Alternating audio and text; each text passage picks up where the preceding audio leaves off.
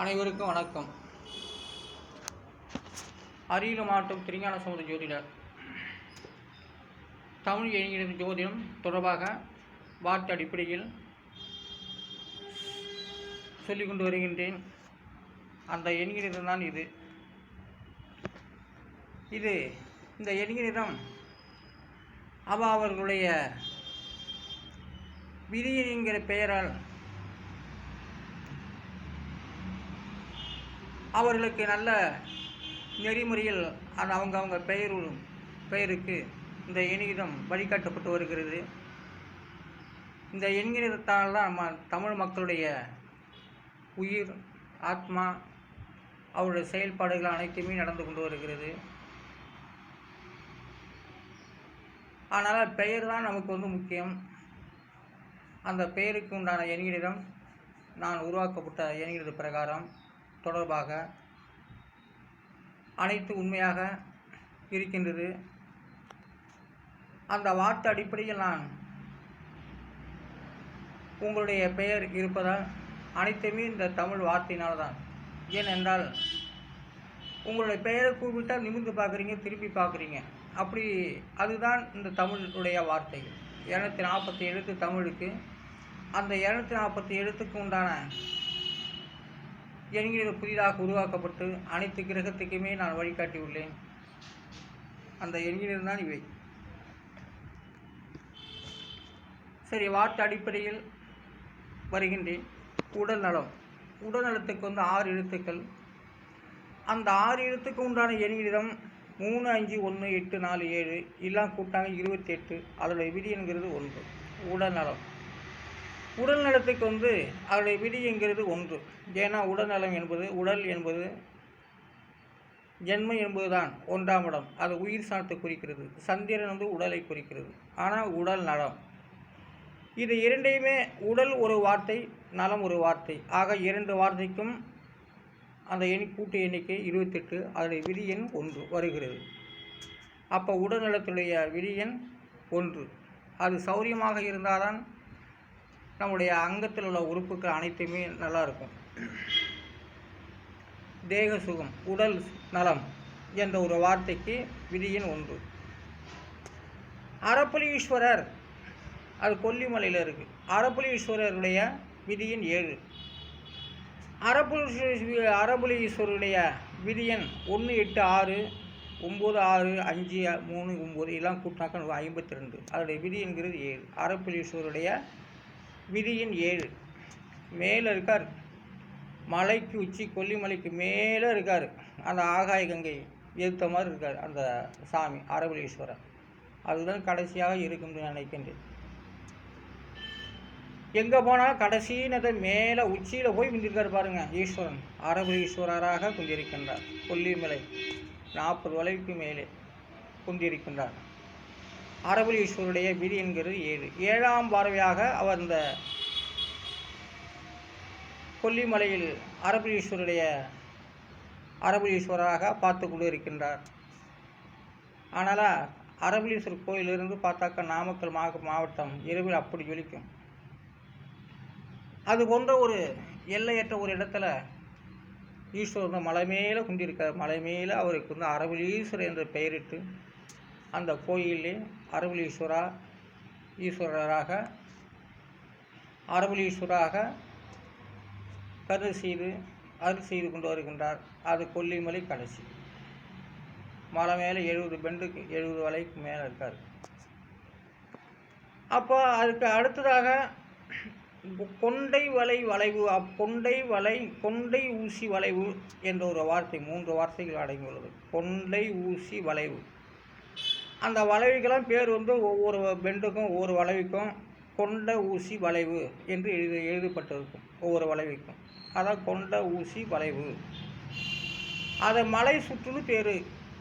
கொண்ட ஊசி வளைவுக்கு எண்கிறம் 3, 3, 9, 1, 4, 5, 2, 7 எல்லாம் கூட்டாக்கா 34. அதோடைய விதி என்கிறது 7. பாருங்கள், கொண்டை ஊசி வளைவு என்றால் அதனுடைய விதி எண்ணும் 7. அரப்புலீஸ்வருடைய விதி எண்ணும் 7.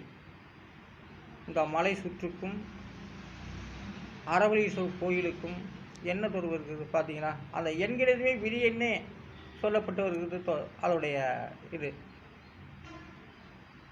ஆகையால் கொண்ட ஊசி வளைவுடைய விதியின் 7.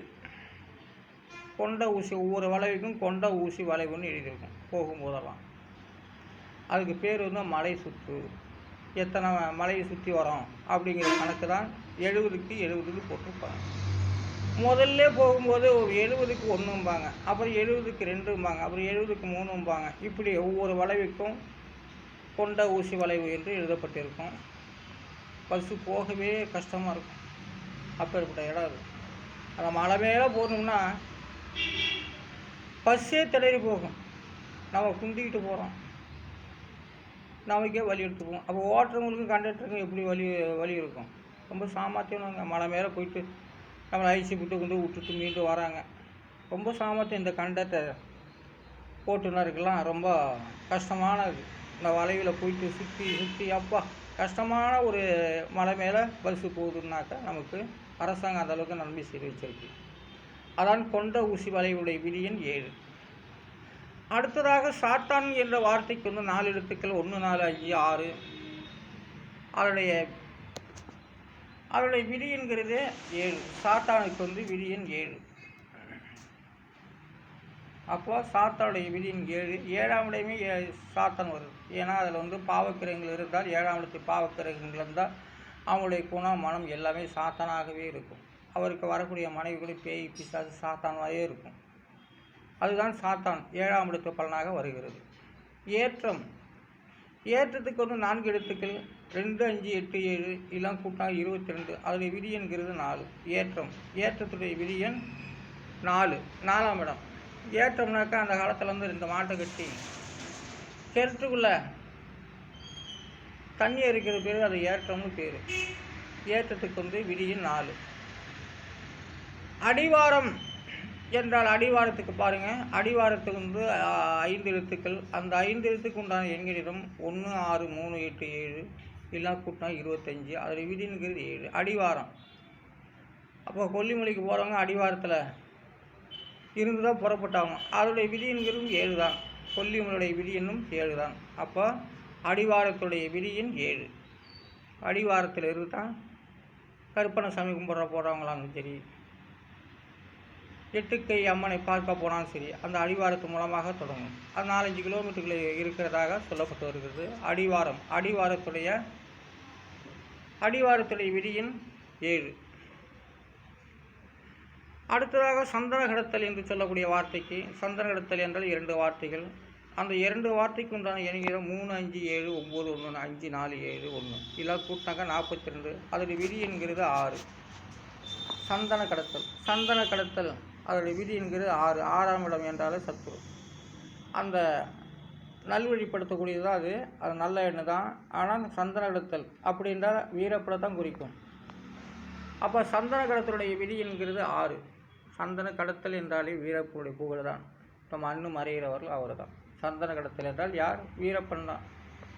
அப்போ சந்தன கடத்தலுடைய விதி என்கிறது 6.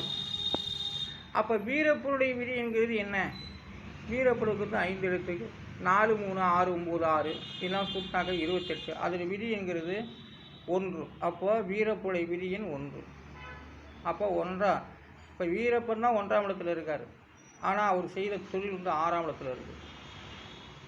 வீரப்புடைய விதியின் 1.